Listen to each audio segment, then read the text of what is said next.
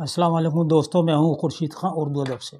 دوستوں، آج آپ کو میں اردو تنقید پر کچھ اہم سوالات بتاؤں گا، اور اس کے علاوہ میں اردو تنقید کا باہمی رشتہ، تحقیق اور تنقید کا باہمی رشتہ کیا ہے اس کے بارے میں آپ کو بہت آسان اور سلیس زبان میں سمجھاؤں گا، جو ہم آپس میں عام بول چال میں بولتے ہیں۔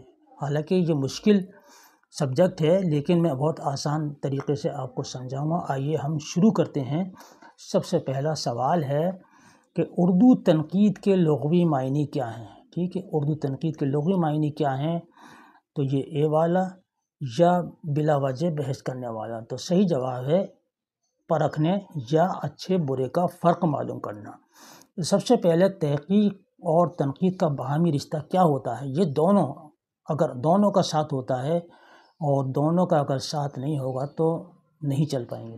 یعنی تنقید کے لغوی معنی ہیں پرکھنے یا اچھا برے کا فرق معلوم کرنے کے آتے ہیں۔ تنقید غیر افسانوی ادب کا ایک اہم شعبہ ہے۔ یاد رکھیے گا، یہ غیر افسانوی ادب ہے۔ افسانوی ادب الگ چیز ہے۔ افسانوی ادب میں آتے ہیں ناول، افسانہ، اور غیر افسانوی ادب میں یہ خطوط نگاری بھی آتی ہے، انشائیہ نگاری بھی آتی ہے، اور آپ کے یہ تنقید و تحقیق بھی آتے ہیں، اور بہت سی ایسی اصناف ہیں جو غیر افسانوی ادب میں آتی ہیں۔ تو یاد رکھیے گا، کبھی کبھی سوال آ جاتا ہے کہ غیر افسانوی ادب کا تعلق ان میں سے کس کا ہے؟ اگر تنقید کو دیتے ہیں تب بھی آپ ٹک کیجیے گا، اور تحقیق کو دیتے ہیں تب بھی آپ کو ٹک کرنا ہے۔ تنقید کا مقصد ہے تخلیقات کا ایک پرکھنا، فنی خوبیوں اور خامیوں کا جائزہ لینا، اور اس کا صحیح فیصلہ کرنا تنقید کہلاتا ہے۔ انگریزی میں لفظ تنقید کے لیے کرٹیسزم آتا ہے، جس کے معنی انصاف کے ہیں۔ اس طرح ادبی تنقید اسے کہتے ہیں جس میں کسی فن پارے یا ادبی فن پارے کو سمجھنے اور اس پر غور کرنے کی کوشش کی گئی ہو، اس کی اچھائیوں اور برائیوں کو جانچنے اور اس کی قدر و قیمت کا اندازہ لگانے کی کوشش کی گئی ہو۔ یعنی یہ بتاتی ہے کہ اس میں اچھا کیا ہے اور برا کیا ہے، لیکن ان دونوں کے درمیان میں ایک اور بھی شے ہے جو اس پر غور کرتی ہے کہ یہ فنکار کون ہے، کہاں کا رہنے والا ہے، کب پیدا ہوا، اور یہ فن پارہ کب، کن حالات میں اور کن اسباب کی بنا پر وجود میں آیا۔ اس کا نام تحقیق ہے، اور تحقیق کے معنی ہیں سچ کی تلاش کرنا۔ سچ کی تلاش کرنا یعنی کہ کھوج کرنا اس کو، کہ یہ کیسے ہوا اور کس طرح سے ہوا۔ تو فن پارے میں چھان بین ضروری ہے۔ مثلاً وہ فن پارہ شعر ہے تو یہ کھوج کرنی پڑتی ہے کہ اس کی پہلی شکل کیا تھی اور بعد میں شاعر نے اس میں کیا رد و بدل کر دیا۔ محقق، جس کو تحقیق کرنے والا کہتے ہیں، محقق تحقیق کرنے والوں کہتے ہیں، وہ ان سب باتوں کا پتہ لگاتا ہے۔ تحقیق نہ ہو تو تنقید کی بنیاد کھوکھلی رہتی ہے۔ اگر تحقیق نہ ہو تو تنقید کی بنیاد کھوکھلی رہتی ہے۔ تنقید ادب کی تمام اصناف یعنی شاعری، افسانہ نگاری، ناول نگاری، ڈرامہ نگاری، تنقید نگاری سے پورا تعلق رکھتی ہے۔ اگر ادب کی ان اصناف کو زندگی کا ترجمان کہا جائے تو ان اصناف نے زندگی کی جو ترجمانی کی ہے، اس کی تنقید ترجمان ہے۔ تنقید ادب کی رہنمائی کرتی ہے۔ تنقید کا وجود نہ ہو تو ادب صحیح راستے پر نہیں چل سکے گا۔ ان سب کو پوری طرح سمجھا جا سکتا ہے اور نہ ہی عوام کی دلچسپی کا مرکز تخلیق بن سکتی ہے۔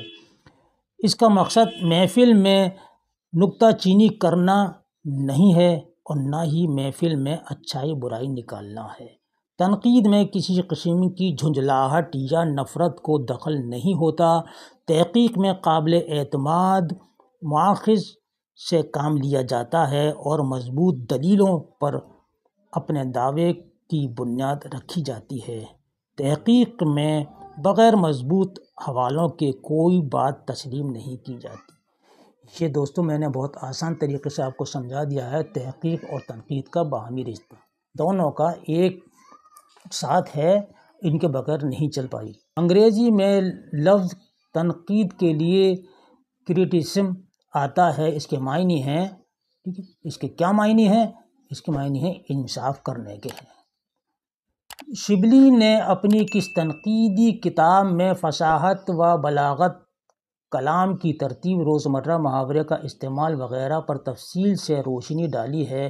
وہ کون سی کتاب ہے؟ ان کی شعر العجم ہے یا موازنہ انیس و دبیر ہے؟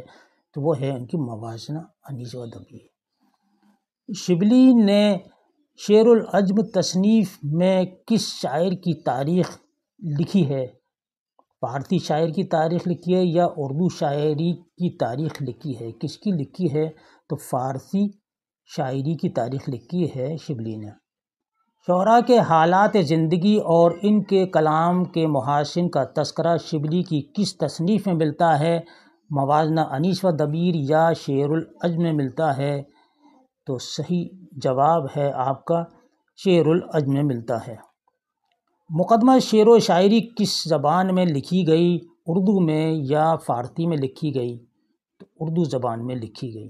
شبلی کی کون سی تنقید مشرقی تنقید کا شاہکار ہے؟ شعر العجم ہے یا موازنہ انیس و دبیر ہے؟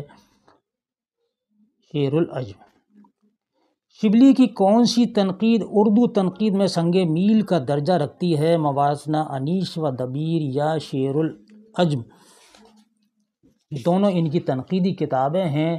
تو موازنہ انیس و دبیر یعنی کہ اس کا موازنہ کیا ہے، تقابلی مقابلہ کیا ہے جس کو ہم کہتے ہیں، اور انیس اور دبیر کے بارے میں کہ فصاحت کس کے کلام میں زیادہ ہے اور بلاغت کس کے کلام میں زیادہ ہے۔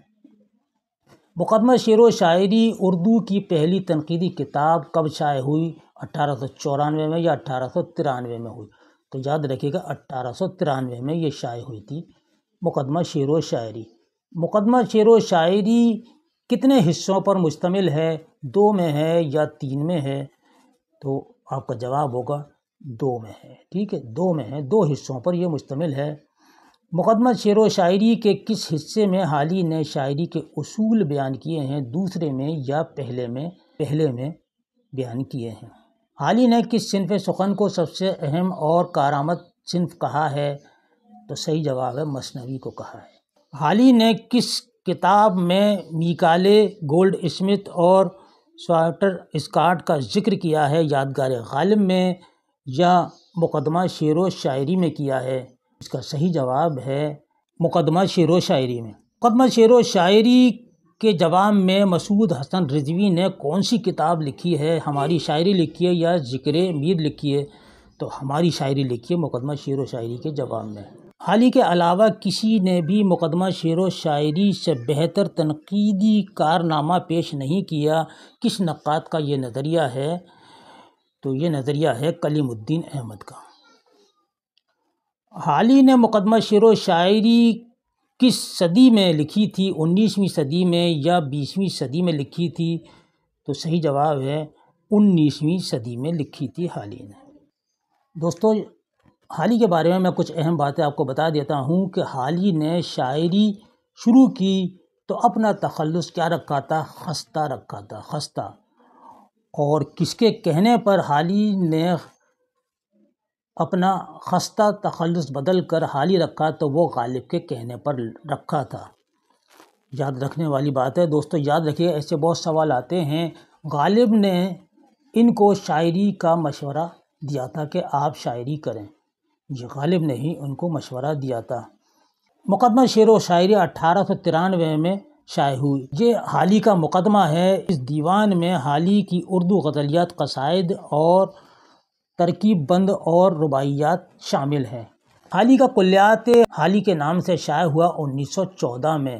یہ نثر و نظم اور عربی کا مجموعہ ہے، یعنی کہ اس میں تمام اصناف سخن ہیں، اردو، عربی اور فارسی کی۔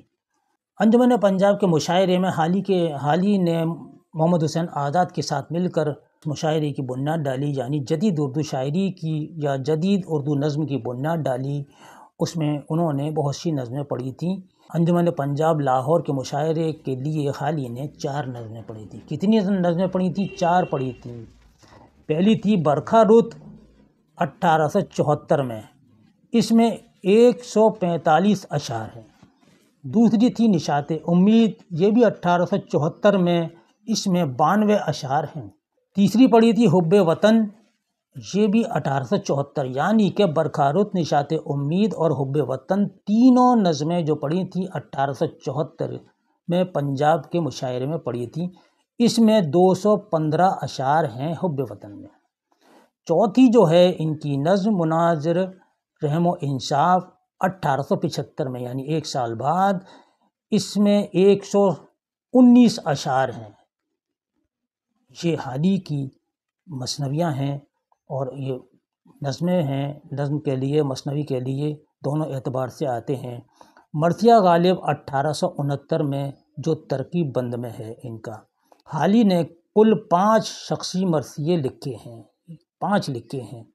مرثیہ غالب پہ لکھا ہے اور 1869 میں اپنے بڑے بھائی خواجہ امداد حسین کا مرثیہ لکھا آپ نے 1885 میں، اور مرثیہ حکیم محمود جان کا لکھا 1892 میں جو مسدس کی حیت میں ہے۔ ملکہ وکٹوریہ کا مرثیہ 1901 میں جو ترکیب بند میں ہے حالی نے لکھا، اور 5واں جو ہے نواب محسن الملک کے نام سے مرثیہ لکھا 1929 میں، جو سر سید احمد خان کے بھی بڑے چہیتے دوست تھے، جیسے کہ حالی تھے ایسے ہی نواب محسن الملک، انہی کے نام سے علی گڑھ مسلم یونیورسٹی میں ایک بہت بڑا ہال ہے محسن الملک، یعنی کہ MM ہال اس کو شارٹ میں کہتے ہیں۔ دوستو یہ تھا آج کا مختصر ویڈیو اردو تنقید سے متعلق کچھ اہم معروضی سوالات۔ یہ ویڈیو آپ کو کیسا لگا، یہ سوالات آپ کو کیسے لگے، اپنی قیمتی رائے سے ہمیں ضرور کمنٹ باکس میں لکھ کر بھیجیے گا۔ اس کے ساتھ ہی اپنے بھائی کو اگلی ویڈیو تک کے لیے اجازت دیجیے۔ اللہ حافظ۔